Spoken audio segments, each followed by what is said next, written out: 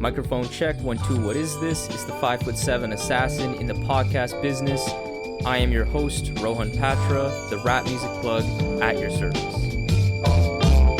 Here we are again at the end of our rainbow. As a fan of music, one of my favorite things to witness is an artist that I love have their breakthrough moment, where their peers or listeners truly give them the respect that they deserve.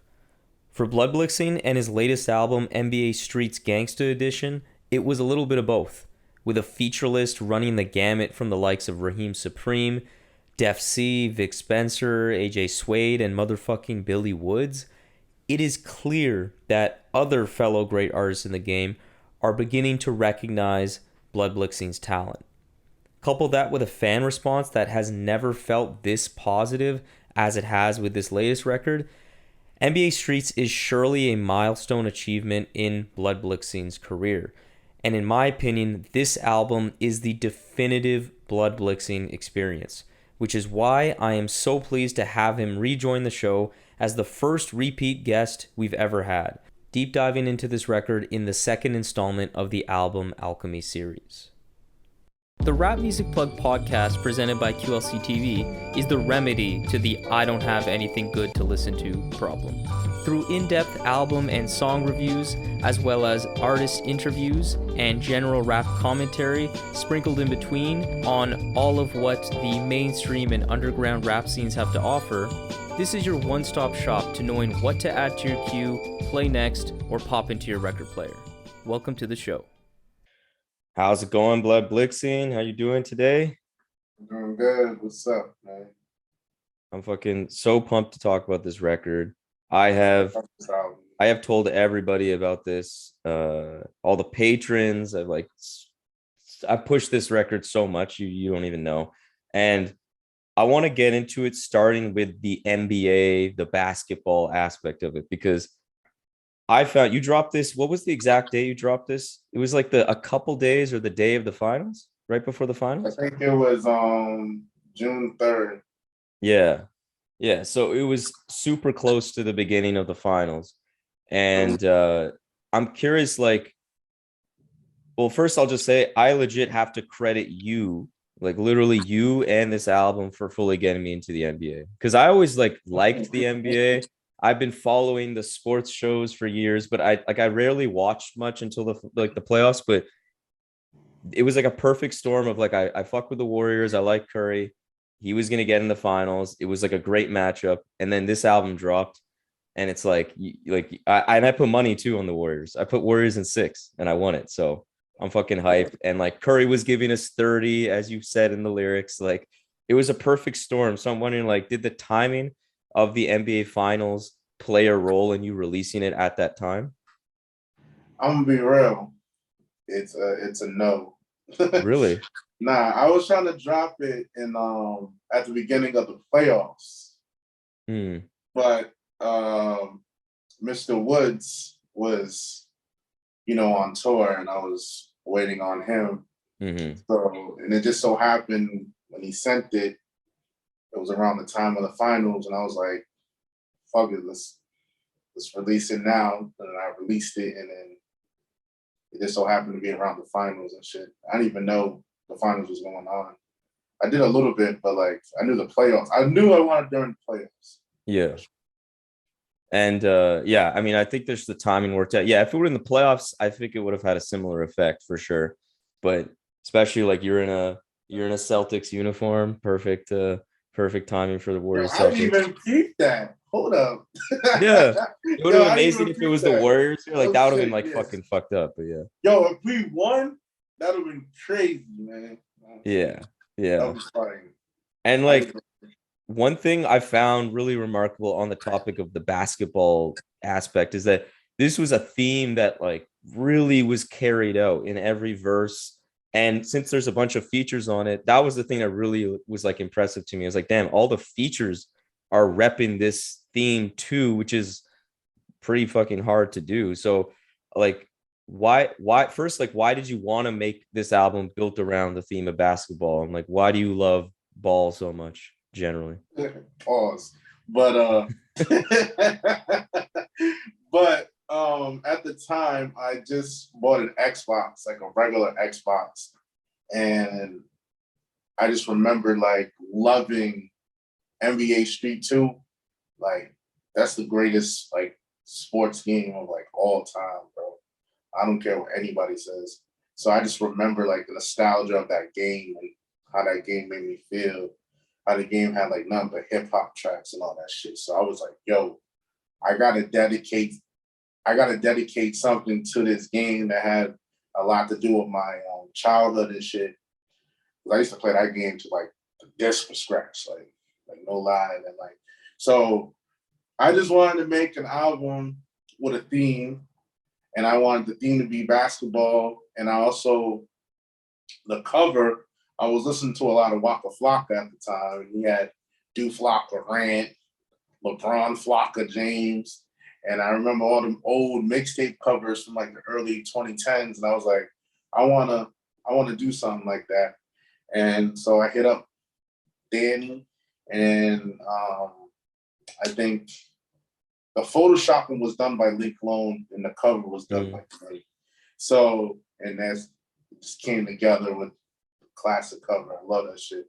And I was like, yo, this is a great cover right here. And I was like, fuck it. This is like the perfect combination of my love for Waka Flocka and my love for basketball and NBA Street 2. And I'm a big Celtics fan, and I love Paul Pierce. So I had everything just came together, you know what I mean? So that's why the basketball theme. And the people, as I listen to it, most of the people ain't really talking about basketball. Really. They're putting it, they're at least dropping some lines. Like even like Suede's like telling us about he doesn't really watch basketball anymore, but he's still like dropping some like Suns references and all shit like that. Yeah. Yeah, I asked Suede to do it. And I think I told Rahiem. I told Woods, but it was like months, and he's been on tour, so I'm pretty sure he wasn't like, you know what I'm saying. But his verse is still fire. Like yeah. day, you know so yeah, that's what I want to get into. Like, how did you work with the guests to maintain that theme? You're saying you didn't even really talk about that to more than just a few of the artists. As I'm looking at it, I pretty much just told Rahiem. I know me and Plex was building a lot at the time, so I told him what I was dropping, and he was like, "All right, I got you," and he just did that. I think Teller was the same way. I don't know if Teller said anything about ball, but he did do some little. I know he did some little Rain references from like Dedication 3, because I told him I was bumping that a lot at the time. So other than that, I know AJ. Yeah, other than that, I don't think I really told anybody. It's crazy because I feel like, I don't know, maybe it's even in like the titles or like fooling me, but it felt like most of them did. I know Woods didn't and Ice didn't, but that even then, like it kind of made sense because that one felt like it was like kind of in the middle of the record. It felt like a detour into some like weird, scary shit. And then it went like kind of back. But no, I fuck with it. Yeah, because even like the LeBron Flocka James sample, like even that like kind of just kept it going, even though it's really not about that. Yeah, I asked Woods to use that. Yeah. And that made him laugh. That shit is so fire. I never even noticed like that he says that in reality until you sampled it. I was like, oh shit, that's that old track, that Arm & Hammer track, I think. Yeah, I love that song. And you know what's funny? That song's called Sham God, which is also another basketball reference to And One, which is a name of one of my songs. Yeah. But like, so yeah, I had to do it because the LeBron Flocka James line, it always, when he said it, it always stuck with me. I don't know. So I was like, yo, I got to use this. And I asked him, and he was just like, he's like, of course, you can use it. Yeah. And I was like, all right, bet. So like when it comes to the rapping here, like I feel this is the best rapping of your career. Like Forever Blix and One, that one especially, like some of the best performances. Like, do you feel the same? Do you feel like this is your best rapping ever? Hell fucking yeah. I was, because I don't know what happened, but lately I just been writing my best shit. I don't know what's going on. I don't know what's possessing me or whatever. But I just, for some reason, I'm just writing my best lyrics that I ever wrote in my life. And at that time, I was going through a little bit, but I'm not sure what was going on. But all I know is I was just rapping and everything I was writing. And I got to like sit with the album a little bit. So it was easy for me to write good lyrics. And most of the people were like, they rap first. So I got to feed off their energy. You know what I'm saying? So that also made me want to push my pen more. I'm like, I ain't gonna have these niggas like wash me on my song. You know what I'm saying? So, but Forever Blix, that's like that's probably my best written track. And it's very personal too. Like, yeah, it's like my best. That's probably my best written song that I ever wrote. I listen to it today and like I get goosebumps every time I hear myself say I grew up in a single parent household. Yeah, Grew up in a household. Yeah. That shit just gives me like right now, it just gives me hype. Because like that shit's all true and it's all real. You know what I'm saying? And at the time I rapped, I was going through a rough time. So it was all like raw emotion, like when I rapped that shit. So I think that's pretty much it on the rapping. Because I just know I was just spitting like the best raps I can. I didn't want to lack on anything. And I'm gonna be real, I was kind of scared to rap after Billy, man. You know what I'm saying? I thought I was gonna, I didn't know what I was gonna do. You know what I'm saying? I was like, should I do it? I was like, I don't know. I was asking people like, yo, should I rap like me just coming on the track screaming after he like, I don't know what to do, man. I'm like, yo, like I was asking Link, I'm like, yo, should I do it? He's like, I don't know, dog. That's Woods, man. Like, what if he comes on there speaking some real like crazy shit and you're just on there talking about something stupid? I mean, I really like what the kind of tone he struck. It was like that classic Woods where it's like just a bit of like some serious, it's definitely serious in content, but there's so much humor in it too. Like the respect the legends part, that shit is like, I don't know, just the classic dry humor that he's so good at. And that's actually something I want to get into because with all this good talk, like your rapping in mind, you decided to bench yourself on LeBron Flocka James and instead let Woods and Iceberg Theory rhyme on that. So like, why did you actually eventually agree to like, you know, I'll stay off for this track? And also just describe how it felt to put those two together. Because I know that's like, that's a big moment. Yeah, ultimately I was gonna have it just be a Woods track by itself. Because I like I said, I didn't want to rap after her, you know what I'm saying? Like I would have, but I kind of did. I kind of wanted to give people like that one-off Blix and Woods track so they can go back and be like, yo, there's a Blix and Woods track. And I know some people might not like my rapping, but they love Woods and they love my beats. So like they could be like, I can go to this track and just get the best of both worlds. But I hit Ice like all the way when I first got it. And Ice was like, he wanted to, but he was like busy at the moment. And he's like, this will be a big moment. And I want to do it, but if he kills it, I don't know if I'm gonna hop on it. You know what I'm saying? And he wrote a verse, like his first verse that he sent me was really fire. But Woods just killed it and it made Ice go back to the drawing board. Because usually Ice sends me the verse back within like 10, 15 minutes. Jesus Christ. And he sent this one back in like an hour or two. And I was just like, all right, he really sat there and was like, nah, I'm not getting washed by Mr. Woods. You know what I'm saying? So I was like really pleased at what came out of the track. And I just wanted to get Ice on it. I knew Ice loved Woods and I fuck with Ice heavy. And I was like, yo, I should definitely get Ice on this track. I was gonna get Blood Money, but I was like, nah, let me give Ice the nod. And if he does it, cool. If he doesn't, cool. And like, how does it feel like there's Woods on this album? There's other big names like Vic Spencer, Oof. Plex Diamonds, man. So many. There's like too many to Rahiem Supreme, like, and then obviously guys that you've been collabing with that are amazing, like Suede, Man's Dem, etc. Like, does it do anything to you, like your kind of like confidence or stuff, to like know that you've made songs with these kinds of people, especially because like you say, like some people throw some shade at your raps and things like that. Like, does it feel good to be like, nah, I have tracks with these people. Like these people clearly respect me. They're my peers, you know? How does that feel to get guests like this on your albums?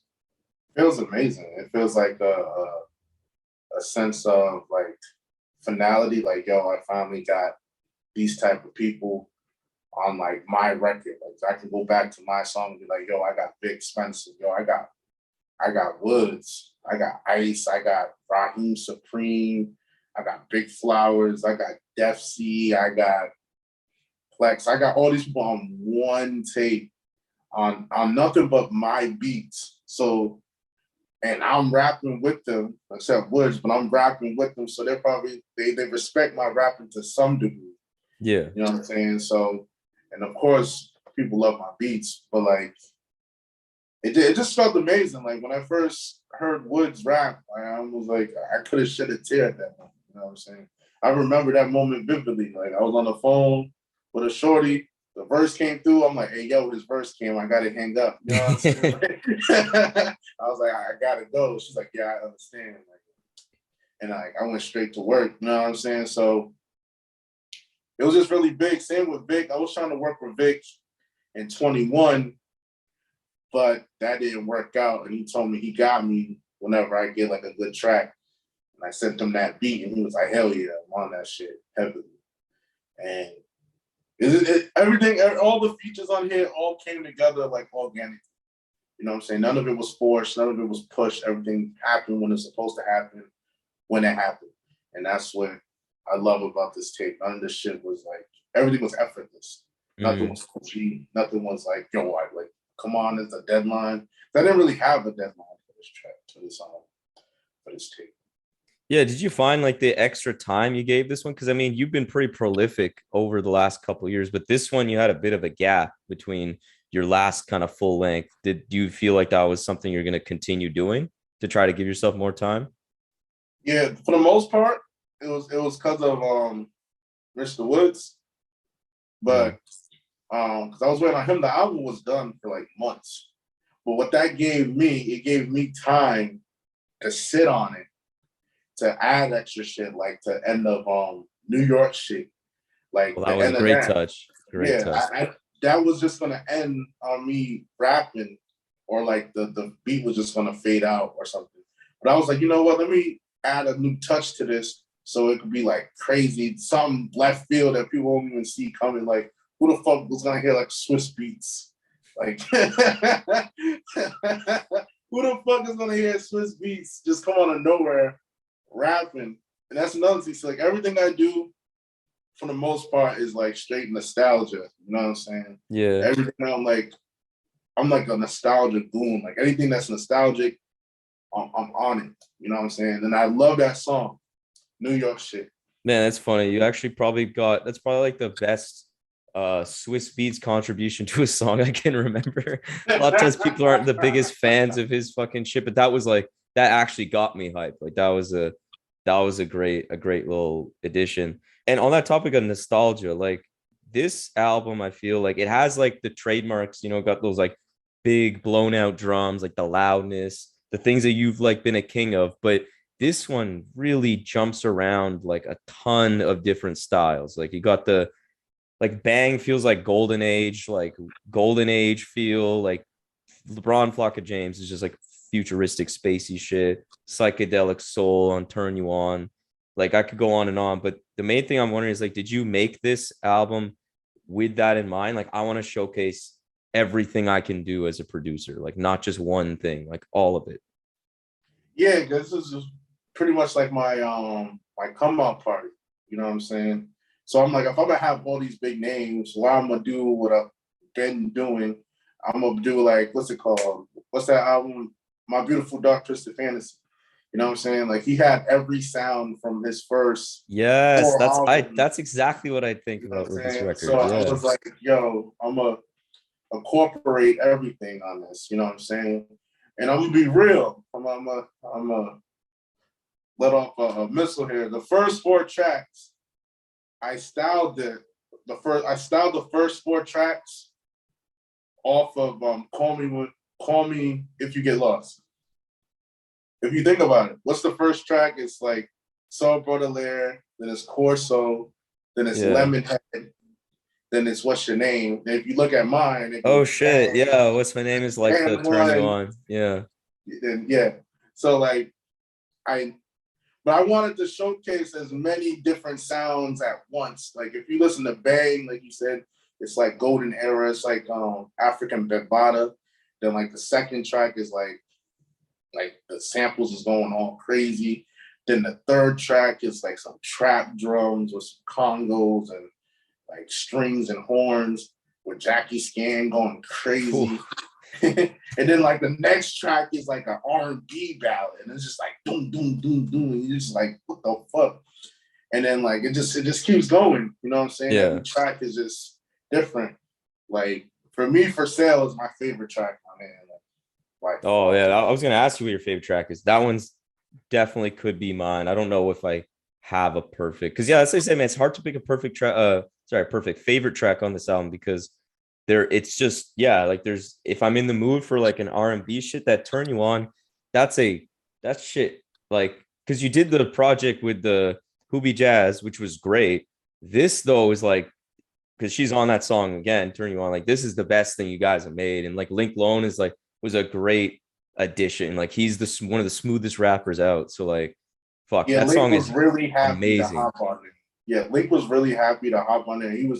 I showed him the track. He was like, bro, get Hoobie Jazz. I'm like, I'm already on it, bro. And then he was so hyped. Like I can't even explain. Because that shit sounded like the future, man. Like that was like, because that's like definitely got that R&B appeal, but that the beat is still so like dirty and like blown out. Like that was crazy, man. That was like one of the best beats I think on this whole thing. It's like a whole kaleidoscope of sound. Like there's just like so many things happening. And that brings me to like that final track, Forever Blix, but particularly like that very artistic rewinded outro thing you did, which was like, that was perfect, because that kind of made me realize, and I feel like it makes other people realize, like, damn, I really did go through an album that had all that sounded like this. Because you kind of just it ends there, ends on a great note, but then you just kind of rewind and you're like, wow, all these different voices, all these different sounds. Just, it really made this album feel different. Like, how did this album feel different to you at the end of the day? Like, did you want this to stand alone as like this special part of your catalog? I wanted this album to feel like I could end my career right now, and like this album would be the last thing, and you'd be like, yo, this is perfect. Like he doesn't have to make any more music after this. Like this would have been perfect. Like the last album with Woods, Vic, Rahiem, all this perfect outro verse. Like it would have been, you know what I'm saying? And that's what I wanted to make. I just wanted to make like the most like the craziest tracks that I could like formulate all on one song, like on one album, because that's what I was doing. I was just trying to get the best songs possible. And some of these songs were supposed to be on Street Codes. You know what I'm saying? But it just happened to come out on this one, like the one with Planet Earth. You know what I'm saying? I was supposed to be on that one, but it came on this. I love that song. You know what I'm saying? Like the ending. Devil XO told me the ending of that song sounds like the entering heaven. And I actually think so. That's a great song. I can't. I love this song. I love this song. Yeah, like I even think like the beat choices, like when you made these beats, like did you make a beat and have the guest in mind, or did you like establish that one of the guests were going to come on and you made a beat after? Like how did it work? Was it beat first, then you kind of got a guess? Because some of these like the Rahiem Supreme, for example, like that one's the most quietest soul sample type song on this, but that was like perfect for him. Like he like floated on that. Like that was crazy. It all seemed like it fit. I think it's like a mixture of both. Like some of these songs I already sent to them, and they were like, they wasn't gonna use it on theirs. So I was like, all right, rap on it for me, like on my tape. And they were like, all right. Rahiem Supreme, I think I made a tweet saying like we should do a track together. He hit me up. I'm like, hey yo, I'm gonna shoot you like a few beats. That's the one he picked. You know what I'm saying? I already had a verse ready for it because I already wrote to that verse like a while back. Because I got a lot of shit like to say. Like that beat was supposed to be for Teller. Oh shit. But yeah, I was gonna give it to Teller because Teller wants to do a tape with me, but like I have to like he's mad picky, you know what I'm saying? So I gotta give him like a perfect batch. So that beat was given to Rahiem, and then he did what he did on there. But like every track, I think like Turn You On, I think I had Hoobie Jazz already in mind. And I didn't have Link Loan, but I showed Link Loan and I was like, yo, he would sound perfect on this. Yeah. And he always told me he wanted to do an R&B track. So, you know, I had to get my boy on there. I think the Woods track, he picked that beat. You know what I'm saying? He's the one that he was like, I was sending him shit. He was like, yo, this is the one. Yeah. He's like, I see the vision with this one. I was like, yeah. all right, bet. You know what I'm saying? I think all the rest was just this in the moment. Like everything I'm saying, like everything on this tape was just organically just made. Like it just so happened that they hopped on this beat at this time. Like AJ Suede, I just sent him that beat. He was like, yo, this is cold. And he just hopped on it. You know what I'm saying? I can't really like everything was just organically made. Even the one with Big Flowers and Devo, that one was just organically made. I was gonna have the Big Flowers track be by itself, but I didn't want that. You know, so. No, that was so cool to have the beat switches like that. That was a great, definitely one of my favorites on the album.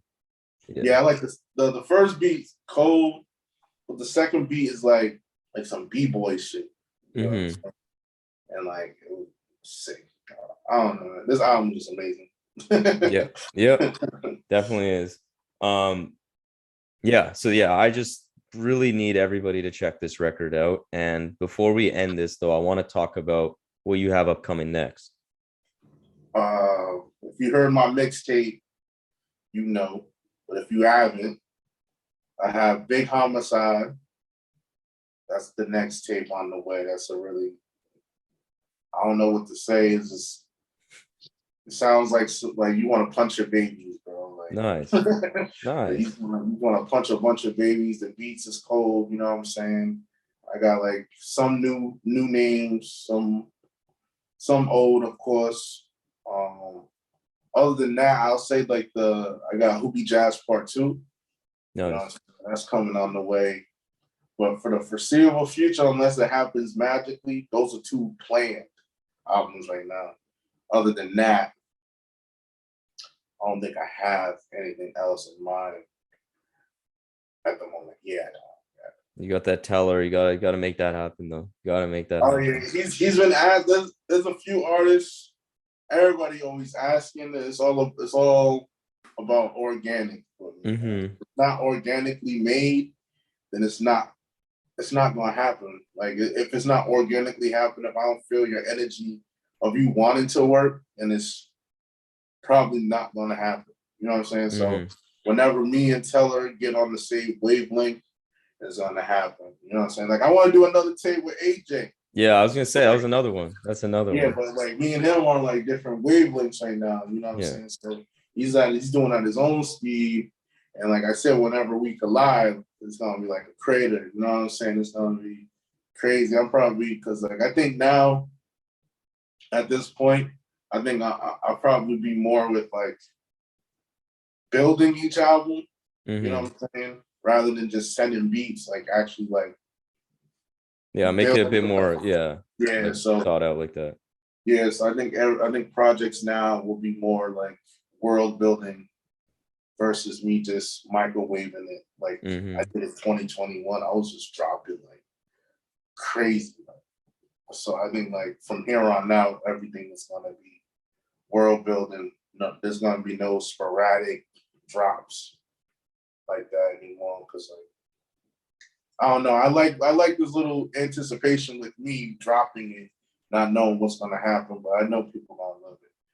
So that's pretty much how I'm doing it for the foreseeable future. All right, man. I'm excited. Props on this record. You made me an NBA fan for real. So thank you for that. Check out NBA Streets, anybody listening. And yeah, peace out, man. Thanks for coming on. Good luck. Peace. So there we have it. Another episode of the Rap Music Plug podcast presented by QLC TV. I hope this episode gave you some new perspectives and insights into what the greatest art form known to man in hip-hop music has to offer. If you want to support the show in the most meaningful way possible, it would be my absolute honor to have you as a patron in the new Rap Music Plug podcast Patreon. Through this Patreon, you will be getting exclusive content such as bonus episodes, exclusive album recommendations, exclusive playlists, early access to episodes, and more. And above all, though, you will be able to support the show directly in a way that will not only justify the crazy amount of time I spend on this show already, but allow me to cover some of the expenses related to supporting all of these great artists that we cover on the show through the website, and will allow us to sustain and build on this amazing growth that the RMPP has experienced recently. Big shout out to Dano of Free Music Empire, Levi, Mahima, Jeff, Mitch, Dash Lewis, Pancake Cleaner, Trey, Noah, Justin, Brandon, Joe, Gavin, Matt, Teddy Faley, Jackson, CN, Slumber Logic, Fatman Tomb, and Khalid for your generous support through the Patreon. I really appreciate it.